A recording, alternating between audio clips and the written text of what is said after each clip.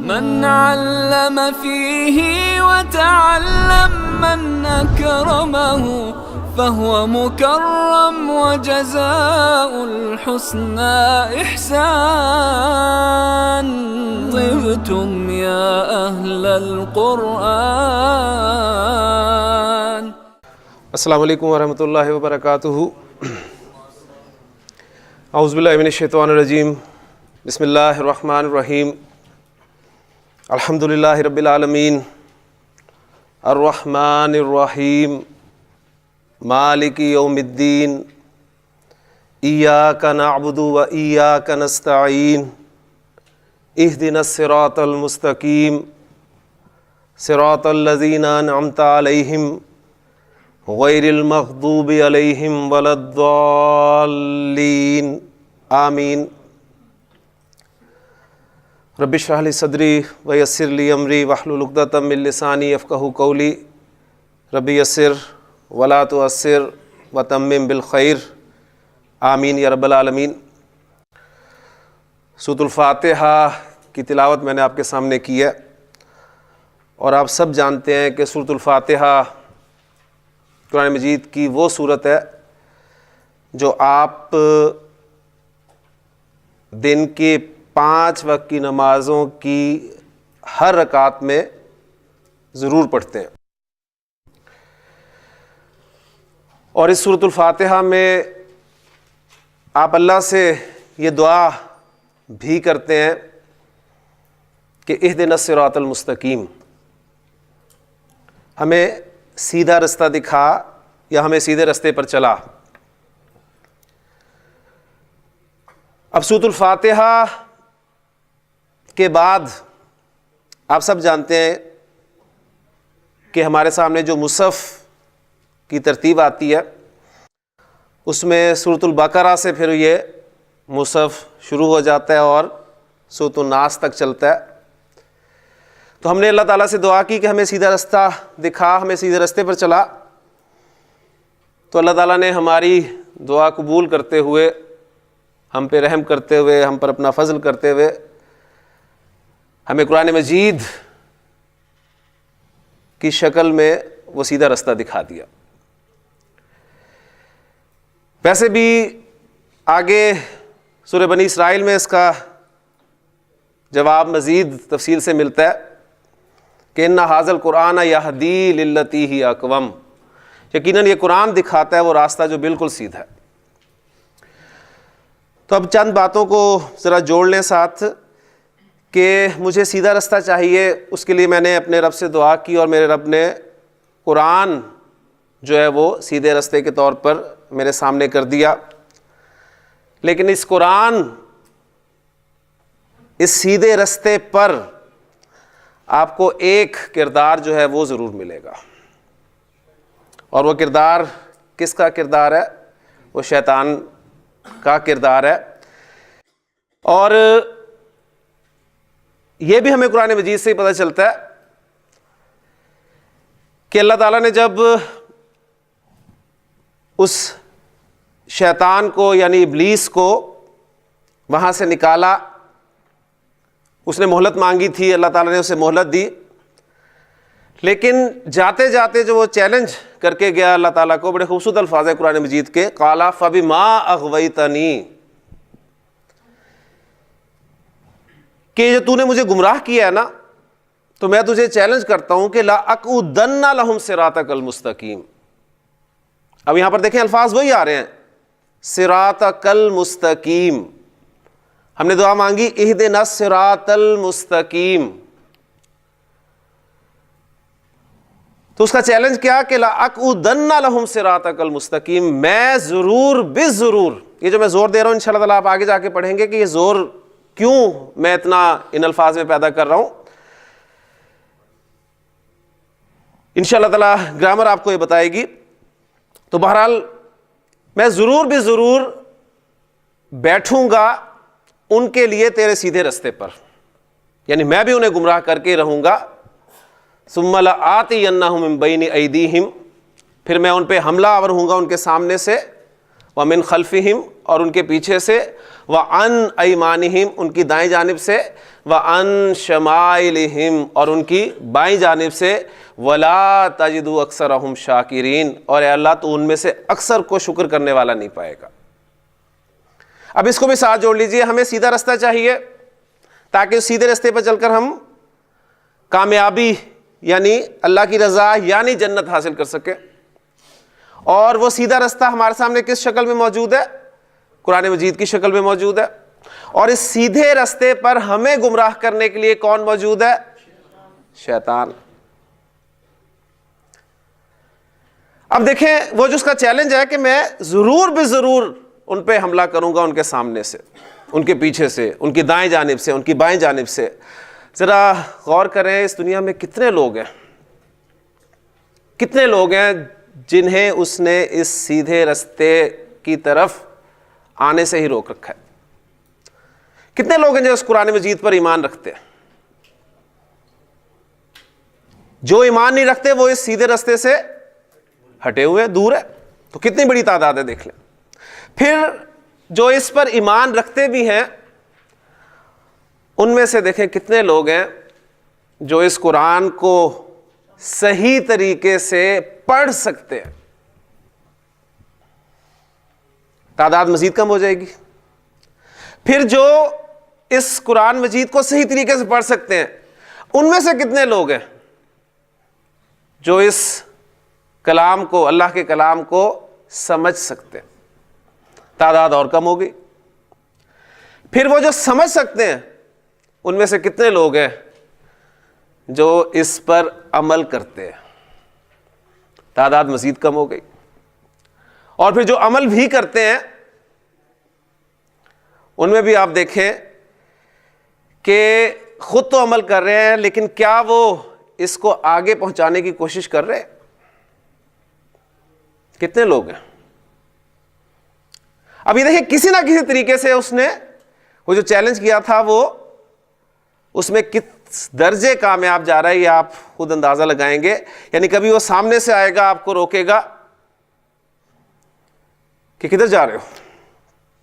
اب یہ کلاس جو ہماری شروع ہوئی ہے یہ کس مقصد کے لیے شروع ہوئی ہے؟ کہ ہم اللہ کے کلام کو ڈائریکٹلی سمجھ سکیں. اور اس کو ڈائریکٹلی سمجھنے کے لیے ہم اس کی زبان سیکھنے کی کوشش کر رہے ہیں. تو ظاہر بات ہے اصل مقصد ہمارا قرآن مجید کو سمجھنا ہی ہے. تو اس حوالے سے سامنے سے آ کے آپ کو وہ روکنے کی کوشش کرتا ہے کہ کدھر جا رہے ہو. آپ اس کا اگر دعویٰ وہاں پر غلط کرتے ہیں, اس سے آپ اسے فیس کرتے ہیں تو پھر پیچھے سے آ جائے گا اور آپ کو پیچھے سے کوئی نہ کوئی کام یاد دلا دے گا کہ ابھی تو یہ بھی کام پڑا ہے, ابھی تو یہ بھی کام کرنا ہے. اگر آپ اس کا دعویٰ پیچھے سے بھی غلط کرتے ہیں, کیونکہ اس میں اختیار تو ہے نہیں کہ وہ آپ کو ہاتھ سے یا طاقت سے روک سکے, وسوسہ اندازی کرنی ہے اس نے. وہ دائیں طرف سے آئے گا. دائیں طرف سے کیسے آئے گا؟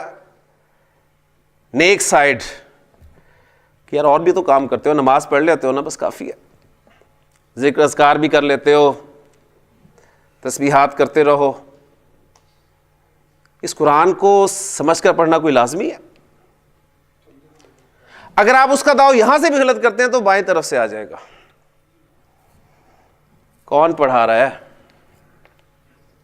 کس مکتبہ فکر سے تعلق رکھنے والے لوگ ہیں؟ کون لوگ ہیں؟ کہیں تمہیں گمراہ ہی نہ کر دیں. غرض ہے کہ وہ آپ کو چاروں طرف سے گھیرنے کی کوشش کرے گا, لیکن اس کا حل بھی اللہ تعالیٰ نے قرآن مجید میں ہی عطا کر دیا ہے کہ اس کے وسوسوں سے ہم نے کیسے بچنا ہے. بڑے خوبصورت الفاظ ہیں. اللہ تعالیٰ نے نبی اکرم صلی اللہ علیہ وسلم کو واحد کے صیغے میں خطاب کر کے پھر آپ کی وساطت سے ہم سب کو یہ حکم دیا کہ فَإِذَا قَرَأْتَ الْقُرْآنَ فَاسْتَعِذْ بِاللَّهِ مِنَ الشَّيْطَانِ الرَّجِيمِ, کہ جب تم قرآن پڑھو تو اللہ کی پناہ مانگ لیا کرو شیطان مردود سے. لہذا حل بھی ہمارے پاس موجود ہے. تو یہ باتیں میں نے آپ سے اس لیے کی ہیں کہ ہم چونکہ اس سیدھے رستے پر چلنے کی کوشش کرنے لگے ہیں, اس کے لیے آپ محنت کر رہے ہیں, دلچسپی اپنی ظاہر کر رہے ہیں, تو اب آپ سمجھ لیں کہ سب سے زیادہ تکلیف اس وقت جو ہے شیطان کو ہو رہی ہے، اور وہ آپ کو اب ہر طرف سے گھیرنے کی کوشش کرے گا، روکنے کی کوشش کرے گا، آپ کو یہاں پر آنے نہیں دے گا۔ اس کے لیے پھر ایک تو تعوذ، اللہ کی پناہ، اور پھر اللہ ہی سے دعا کہ ربی یسر ولا تعسر وتمم بالخیر۔ اللہ تعالیٰ عمل کرنے کی توفیق عطا فرمائے۔ کل کا سبق یقیناً آپ کو مشکل لگا ہوگا، لیکن انشاءاللہ تعالیٰ آج آپ کے لیے ایک ایکسرسائز ہے، تو اس میں آپ بالکل، اگر آپ نے اس ایکسرسائز کو بڑی آسانی سے کر لیا تو اس کا مطلب ہے کہ وہ سبق آپ کو سمجھ میں آ گیا۔ جو سبق تھا وہ یہ تھا اسم کے حوالے سے کہ اسم کو ہم جملے میں استعمال کرنا چاہتے ہیں، گفتگو میں لانا چاہتے ہیں یا تحریر میں لانا چاہتے ہیں، تو اسم کے حوالے سے مجھے اس کے بارے میں 4 باتیں معلوم ہونی چاہیے۔ مجھے اسم کے بارے میں یہ پتہ ہونا چاہیے کہ اس کا استعمال عربی زبان میں جنس کے اعتبار سے مذکر ہے یا مؤنث ہے۔ مجھے اس اسم کے بارے میں یہ پتہ ہونا چاہیے کہ عدد کے اعتبار سے یہ واحد ہے، مثنیٰ ہے یا جمع ہے۔ مجھے اسم کے بارے میں یہ بھی پتہ ہونا چاہیے کہ وسعت کے اعتبار سے اس اسم کا استعمال جو ہے وہ نکرہ ہوتا ہے یا معرفہ ہوتا ہے، اور پھر مجھے اعراب کے حوالے سے یہ پتہ ہونا چاہیے کہ یہ اسم کی کون سی اعرابی حالت ہے۔ جس طرح جنس نام سنتے ہی آپ کے ذہن میں مذکر اور مؤنث 2 چیزیں آنی چاہیے، اور باقی باتیں سب چھوڑ دیں۔ جو میں آپ کو بتا رہا ہوں صرف ان پہ فوکس کریں، انشاءاللہ تعالیٰ آپ کے لیے سبق بہت آسان ہو جائے گا۔ جنس کی جب بھی بات ہوگی تو مذکر مؤنث بس، عدد کی جب بھی بات ہوگی واحد مثنیٰ جمع بس، وسعت کی جب بھی بات ہوگی تو نکرہ اور معرفہ۔ اسی طرح جب بھی اعراب کی بات ہوگی تو ادھر ادھر کی باتیں ذہن میں لانے کی بجائے آپ نے صرف ایک بات ذہن میں لانی ہے کہ اعراب سے مراد اسم کی 3 حالتیں ہیں، حالت رفع، حالت نصب اور حالت جر۔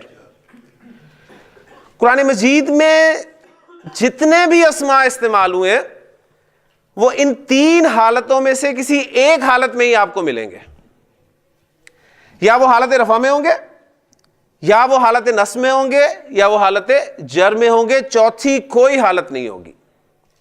اب وہ حالت رفع میں کیوں ہے، نصب میں کیوں ہے، جر میں کیوں ہے، یہ بات کی بات ہے، لیکن پہلا کام ہم نے یہ کرنا ہے کہ ہمیں پتہ تو ہونا چاہیے کہ کوئی اسم جب حالت رفع میں استعمال ہوتا ہے تو اس کو عربی زبان میں کیسے شو کیا جاتا ہے، جب وہ حالت نصب میں ہوتا ہے تو اسے کیسے شو کیا جاتا ہے، وہ جب حالت جر میں ہوتا ہے تو اسے کیسے شو کیا جاتا ہے۔ تو اب ہم اس کی پریکٹس جو ہے وہ کر رہے ہیں، اور انشاءاللہ تعالیٰ مزید کریں گے کہ ہمیں پتہ چل جائے کہ کس اسم کو ہم نے حالت رفع میں اس طرح شو کرنا ہے، حالت نصب میں اس طرح شو کرنا ہے، حالت جر میں اس طرح شو کرنا ہے۔ کیونکہ ابھی دیکھیں آپ کے سامنے کیٹیگریز آئیں گی جنس کے حوالے سے، مذکر مؤنث، مذکر اسم کو کیسے شو کرنا ہے، مؤنث کو کیسے شو کرنا ہے، پھر واحد کو، مثنیٰ کو، جمع کو کیسے شو کرنا ہے ان تینوں حالتوں میں، پھر معرفہ اور نکرہ کو کیسے شو کرنا ہے تینوں حالتوں میں۔ تو بنیادی چونکہ چیز ان 4 پہلوؤں میں اعراب کی ہے، اس لیے میں نے آپ کو اعراب پڑھایا سب سے پہلے، تاکہ یہ اعراب کا سبق جو ہے ہم اگلے 3 پہلو پڑھتے ہوئے اس کو ساتھ ساتھ جو ہے وہ چلاتے رہیں، اور ہمارے ذہن میں یہ بات اچھی طرح بیٹھ جائے کہ اگر یہ اسم مذکر ہے یا مؤنث ہے تو اس کی 3 اعرابی حالتیں کیا ہیں، اگر یہ اسم واحد ہے، مثنیٰ ہے یا جمع ہے تو اس کی 3 اعرابی حالتیں کیا ہیں، اگر یہ اسم نکرہ ہے یا معرفہ ہے تو اس کی 3 اعرابی حالتیں کیا ہیں۔ اس لیے اعراب کو میں نے سب سے پہلے آپ کے سامنے رکھا ہے، تو اس میں آپ نے بالکل پریشان نہیں ہونا، بس سمجھیں کہ آج سے آپ کا جو ہے وہ مقابلہ شروع ہو چکا ہے، اور مقابلہ کس سے ہے، ظاہر بات ہے اسی کردار سے ہے، اور اس نے کوشش یہی کرنی ہے کہ آپ کو کہے کہ کس چکر میں پڑ گئے ہو، یہ اعراب، یہ رفع نصب جر اور یہ مذکر مؤنث، سیدھا سیدھا بس پڑھتے رہو، تلاوت کرتے رہو۔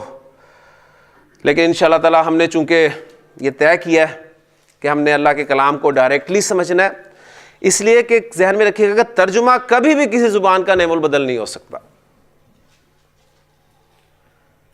ترجمے میں وہ مزہ ہی نہیں آتا جو ڈائریکٹلی آپ کسی بھی زبان کو لے لیں، آپ پنجابی بولتے ہیں، آپ کے ساتھ اردو میں بات کی جائے آپ کو مزہ ہی نہیں آئے گا۔ پنجابی میں آپ بڑا ایزی فیل کریں گے, اپنے پنجابی محاوروں کو انجوائے کریں گے. اسی طرح جو انگریزی بولنے والے ہیں انہیں اردو میں مزہ نہیں آتا. تو عربی تو سب سے خوبصورت زبان ہے, خوبصورت ترین زبان ہے. تو انشاءاللہ تعالی ہم کوشش کر رہے ہیں, بس اللہ سے دعا ضرور کرتے رہیں کہ اللہ تعالی ہمارے لیے آسانیاں فرمائے. تو 3 اعرابی حالتیں آپ کے سامنے آئی ہیں, حالت رفع, حالت نصب اور حالت جر. اب عربی زبان میں نے کل بھی ذکر کیا تھا کہ صرف 2% اسماء ایسے ہیں جو ان تینوں اعرابی حالتوں میں ایک ہی شکل اختیار کیے رہتے ہیں. یعنی ان کی جو بھی ایک شکل ہے وہ حالت رفع, حالت نصب اور حالت جر میں دونوں آپ کے سامنے جو ہیں وہ پروننسیشن پیش کر رہا ہوں, اردو کی بھی اور عربی کی بھی. میں کبھی رفع بول دیتا ہوں, کبھی نصب بول دیتا ہوں, تو کبھی رفع بول رہا ہوں, کبھی نصب بول رہا ہوں. تو یہ اس لیے کہ عربی میں یہ رفع ہے اور مزید ڈیٹیلز اس کی انشاءاللہ تعالیٰ آپ کے سامنے ابھی آ جاتی ہیں. اردو میں ہم انہیں عام طور پہ آسانی سے پروناؤنس کرنے کے لیے رفع بول دیتے ہیں, نصب بول دیتے ہیں, لیکن اصل پروننسیشن جو ہے ان الفاظ کی وہ رفع, نصب اور جر ہی ہیں. تو صرف 2% اسماء تینوں حالتوں میں ایک ہی رہیں گے, ان میں کوئی تبدیلی نہیں آئے گی. جو اسم آپ کو ملے گا آپ کے لیے بہت آسان ہوگا اس کو حالت رفع میں رکھنا, حالت نصب میں رکھنا, حالت جر میں رکھنا. لیکن جو 98% الفاظ ہیں وہ چینج ہوں گے. اور ایگزامپل جو کل میں نے آپ کے سامنے 1-2 ایگزامپلز رکھی تھی, اس میں آپ نے دیکھا تھا کہ وہ ان اسماء کی قسم تھی جو تینوں حالتوں میں 3 شکلیں بدل رہے ہیں. تو یہ جو 98% اسماء ہیں ان کی بھی ہم فردر ڈویژن کرنے لگے ہیں کہ ان میں سے تقریباً 85% اسماء, تقریباً 85% اسماء وہ ہیں جو 3 حالتوں میں 3 شکلیں ہی اختیار کریں گے. عربی زبان میں 85% اسماء تقریباً ایسے ہیں جو اعرابی حالتیں, جو 3 اعرابی حالتیں ہیں ہماری. اب میں حالت نہیں لکھ رہا, صرف رفع, نصب اور جر لکھ رہا ہوں. ان حالتوں میں 3 شکلیں اختیار کریں گے, ان میں تبدیلی آئے گی. اور وہ تبدیلی آپ نے دیکھ لی تھی کہ کہاں پر آ رہی تھی, اسم کے آخری حصے میں آ رہی تھی. ٹھیک ہو گیا. اس کی ایگزامپل زید آپ کے سامنے ایگزامپل تھی.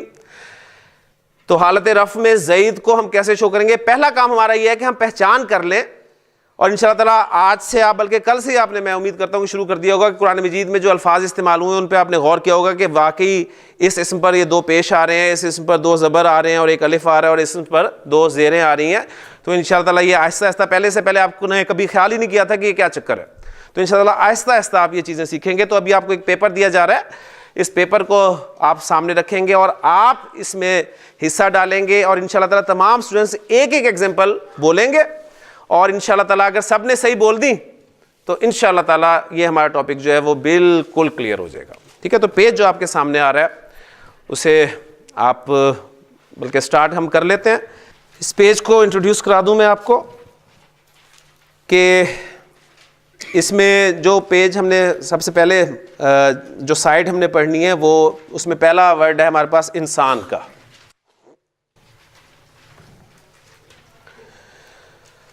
پہلے کالم میں اسم ہیڈنگ دی ہوئی ہے اور کچھ اسماء نیچے لکھے ہوئے, پھر آگے 3 کالمز بنے ہوئے ہیں, حالت رفع, حالت نصب اور حالت جر. اب آپ نے ان اسماء کو ایک ایک کر کے ان کی تینوں حالتیں بولنی ہیں اور لکھنی ہیں. آپ نے لکھیں گے, آپ گھر جا کے بھی لکھ سکتے ہیں, لیکن آج صرف بول دیں, اور آپ کو پتہ ہونا چاہیے کہ آپ نے ان کو لکھنا کیسے ہے. ٹھیک ہے. تو انشاءاللہ تعالیٰ یہ ایک دفعہ جب آپ کے منہ سے, آپ کی زبان سے یہ الفاظ نکل جائیں گے تینوں حالتوں میں, تو اس وقت آپ کو لگ رہا ہوگا کہ یہ بڑا مشکل ٹاپک ہے, یہ ہمیں سمجھ نہیں آ رہی, لیکن اگر آپ نے تینوں حالتیں بنا لی تو یقین کیجیے آپ کو بات سمجھ میں آ گئی ہے. جی بسم اللہ کرتے ہیں. پہلا لفظ ہے ہمارا انسان. جی حافظ صاحب. انسان, انسانن, انسانن. جی تو پہلا لفظ آپ کے سامنے آیا تھا انسان, اور آپ نے دیکھا کہ انسانن حالت رفع میں 2 پیش کے ساتھ, انسانن حالت نصب میں 2 زبر اور 1 الف کے ساتھ. جی میں آپ کو آپ کی مدد کر دیتا ہوں اس حوالے سے. تو آپ نے بس جب لکھنا ہے تو اس وقت یہ غور کرنا ہے کہ کس حرف کو آپ نے اس الف کے ساتھ ملا کر لکھنا ہے اور کس حرف کو آپ نے اس الف سے الگ کر کے لکھنا ہے. اور یہ آپ کو پتہ ہے کہ وہ کون کون سے حروف ہیں جن کے ساتھ جو ہے وہ الف ملا کر لکھا جاتا ہے اور کن کے ساتھ ملا کر نہیں لکھا جاتا. تو میں سمپلس دے دیتا ہوں انشاءاللہ تعالیٰ. پھر سارے میں الفاظ بورڈ پہ اس لیے لکھوں گا کہ ہم جلدی سے یہ جو ہے پیج اس کو پریکٹس کر لیں. حالت رفع میں جو آپ نے اسم کو لکھنا ہے وہ 2 پیش کے ساتھ، یعنی اس کے آخری حرف پر آپ کو، باقی حرکات آپ کو ڈلی ہوئی مل رہی ہیں، تو آخری حرف پر جو آپ حرکت ڈالیں گے وہ ڈبل پیش ڈالیں گے. ٹھیک. اس کے بعد حالت نصب میں آپ آخری حرف پر جو حرکت ڈالیں گے وہ ڈبل زبر ہوگی اور ساتھ 1 الف ہوگا. یہ ایک رول ہے اور اس رول کو ہم فالو کریں گے. اور جب بھی آپ کوئی رول، کوئی قاعدہ پڑھیں گے تو آپ ذہن میں یہ رکھیں گے کہ ہر قاعدے کا کوئی نہ کوئی ایکسیپشن ضرور ہوتا ہے. ٹھیک. تو انشاءاللہ تعالیٰ ایکسیپشنز کی بات بھی بعد میں ہوگی. تو حالت نصب میں آپ 2 زبر اور 1 الف کے ساتھ، اور حالت جر میں 2 زیر کے ساتھ جو ہے وہ اسم کو لکھیں گے، یعنی آخری حرف پر آپ کی جو ہے وہ 2 زیر آئیں گی. تو 2 پیش، 2 زبر اور 1 الف، اور پھر 2 زیر. اگلا اس میں ہمارا رجل. معنی الحمدللہ اتنے مشکل الفاظ نہیں ہیں، زیادہ تر وہ الفاظ ہیں جو آپ کو آتے ہیں. اس میں جو کوئی مشکل لفظ ہوگا انشاءاللہ میں اس کا مفہوم یا معنی میں آپ کے سامنے رکھ دوں گا. رجل کہتے ہیں آدمی کو. جی. رجلن، رجلن، رجلن. اچھا مجھے بتائیں کہ رجلن، رجلن اور رجلن، ان تینوں الفاظ کے معنی میں کوئی فرق ہے؟ نہیں. انسانن، انسانن، انسانن، تینوں کے معنی میں کوئی فرق ہے؟ نہیں. انسانن کے معنی بھی انسان کے ہیں، انسانن کے معنی بھی انسان کے ہیں، اور انسانن کے معنی بھی انسان کے ہیں. یہی اعراب ہے. ہم نے کل پڑھ لیا تھا کہ معنی کی تبدیلی کے بغیر اسم کی حالت یا شکل کی تبدیلی کو اعراب کہتے ہیں. ٹھیک ہو گیا. تو ہم سب اللہ تعالیٰ کی توفیق سے انسان ہیں اور مرد ہیں، اور اس وقت کس حیثیت سے بیٹھے ہیں؟ ایک طالب علم کی حیثیت سے بیٹھے ہیں، اسٹوڈنٹ کی حیثیت سے بیٹھے ہیں. تو تیسرا لفظ ہے ہمارا طالب. جی. طالب، اسٹوڈنٹ. طالبن، طالبن، طالبن. جی. اور ہر طالب علم جو ہے اسٹوڈنٹ، وہ قلم کے بغیر اسٹوڈنٹ نہیں ہے. نشانی ہے کہ اسٹوڈنٹ کے پاس جو ہے وہ کم از کم پین ضرور ہونا چاہیے. جی میاں صاحب. قلمن، قلمن، قلمن. ماشاء اللہ. جی. کتابن، کتابن، کتابن. جی ندیم صاحب. بیتن، بیتن، بیتن. ان الفاظ کے معنی آپ کو پتہ ہے، ایسے ہی ہے نا؟ جی. بابن، بابن، بابن. جی. جدار، جدار کہتے ہیں دیوار کو. ٹھیک ہے. تو جی بولیں حالت رفع میں سے کیسے بولیں گے؟ جدارن اور جدارن. ہاں جی. جدارن، جدارن، جدارن. جی. مسجدن، مسجدن، مسجدن. ماشاء اللہ. جی. معلمن، معلمن، معلمن. جی. رسولن، رسولن، رسولن. جی حبیب صاحب. مسلمن، مسلمن، مسلمن. جی ماشاء اللہ. مؤمنن، مؤمنن، مؤمنن. جی. کافرن، کافرن، کافرن. جی. حالت رفع میں منافقن، منافقن، منافقن. فاسقن، فاسقن، فاسقن. جی. فاجرن، فاجرن، فاجرن. جی. صالحن، صالحن، صالحن. جی. صادقن، صادقن، ماشاء اللہ. صادقن، صادقن، صادقن. جی سہلن، سہلن، سہلن. جی ماشاء اللہ یہیں پر اس کو روکتے ہیں. ہمارے ماشاء اللہ کافی جو ہیں وہ الفاظ اس حوالے سے پورے ہو گئے. تو یہ اسماء جو ہیں اب ان کے بارے میں آپ کو کچھ بتا دوں کہ یہ جو اسماء آپ کے 85% اسماء ہیں جو 3 حالتوں میں 3 شکلیں اختیار کر رہے ہیں. ان اسماء کو گرامیٹیکلی کہتے کیا ہیں؟ ان کا ایک نام ہے ظاہر ہے. اب ہم ٹپیکل ٹرم کی طرف آئیں گے. یہ اسماء جو ہیں یہ عربی گرامر میں منصرف اسماء کہلاتے ہیں.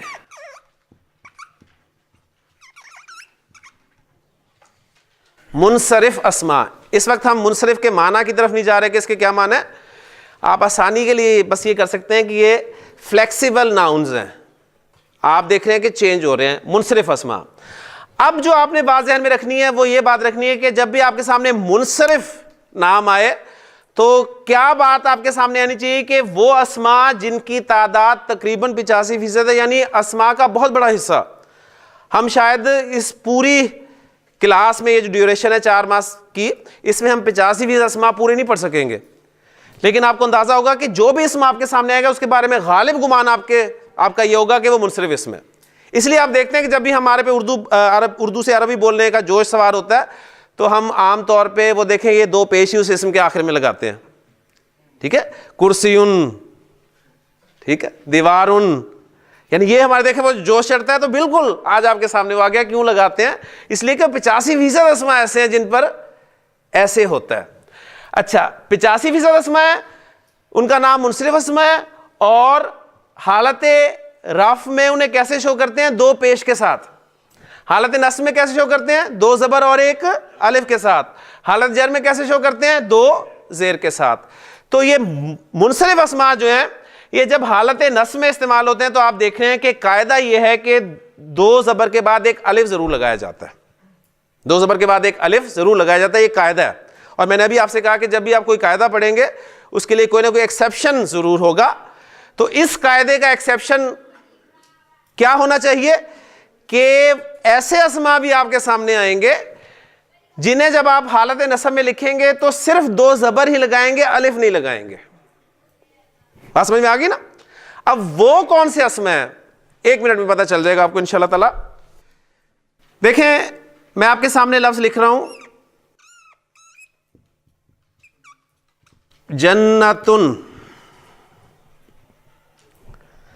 اس کو میں حالت نصب میں لکھوں گا